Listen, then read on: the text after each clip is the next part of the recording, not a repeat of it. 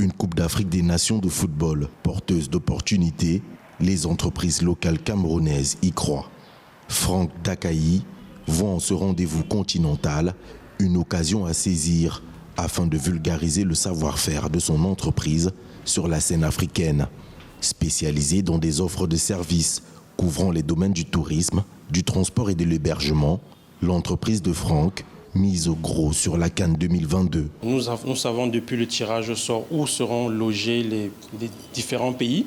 Donc nous avons constitué par exemple pour les supporters ivoiriens, pour les supporters sénégalais, des forfaits pour les 3 matchs de poule qui incluent l'hébergement, la location de voitures pour se déplacer et différentes activités touristiques.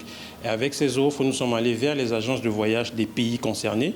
Nous leur avons présenté nos offres qu'elles se chargent à vendre à leurs clients. L'un des défis majeurs de cette jeune entreprise qui n'a que 3 années d'existence réside notamment dans la vulgarisation de ses services via sa plateforme digitale.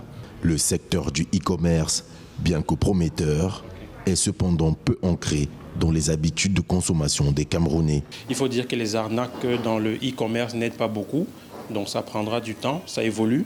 Il y a encore 2 ans, nos clients avaient du mal à envoyer plus de 10 000 francs par un paiement mobile.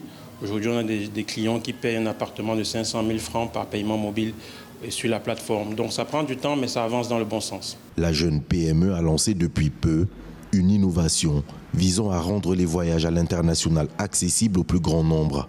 Elle propose à sa clientèle des facilités de paiement mensuels ou hebdomadaires vers les destinations touristiques les plus prisées dans le monde entier.